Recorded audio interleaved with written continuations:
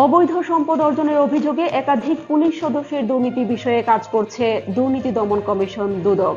ইতিমধ্যে চলতি মাসে কয়েকজনের বিষয়ে তদন্ত কাজ শুরু করেছে তারা। এছাড়া মামলাও হয়েছে কয়েকজন পুলিশ সদস্যের বিরুদ্ধে। ২৮ মে মঙ্গলবার কুমিল্লা জেলা পুলিশের ট্রাফিক বিভাগের পরিদর্শক জিয়াউল চৌধুরী ও তার স্ত্রী ফারজানা হোসেন রিমার বিরুদ্ধে আয় বহির্ভূত সম্পদ অর্জনের অভিযোগ এনে মামলা দায়ের করে দুদক। দুদকের কুমিল্লা সমন্বিত জেলা কার্যালয়ের উপসহকারী পরিচালক মোহাম্মদ ইমরান খান বাদী হয়ে মামলাটি দায়ের করেন। গত ২০ মে ৬২ লক্ষ টাকার অবৈধ সম্পদ অর্জনের অভিযোগের নাটোর জেলা পুলিশ সুপারের কার্যালয়ে কর্মরত কনস্টেবল মেহেদী হাসানের বিরুদ্ধে মামলা করে দুদক।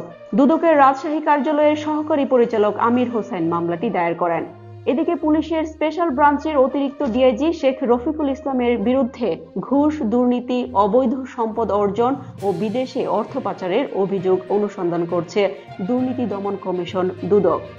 দুদকের এক চিঠিতে বলা হয়, পাবনার পুলিশ সুপার বর্তমানে সিটিএসবির অতিরিক্ত ডিআইজি শেখ রফিকুল ইসলাম শিমুল ভুয়া মুক্তিযোদ্ধা সনদ ব্যবহার করে চাকরিতে প্রবেশ করে অবৈধভাবে নিজ ও আত্মীয় স্বজনের নামে কোটি কোটি টাকা সম্পদ অর্জন করেছেন। চলতি বছরে এভাবে দুদকের জালে একের পর এক অসাধু পুলিশ সদস্যরা ধরা পড়ছে।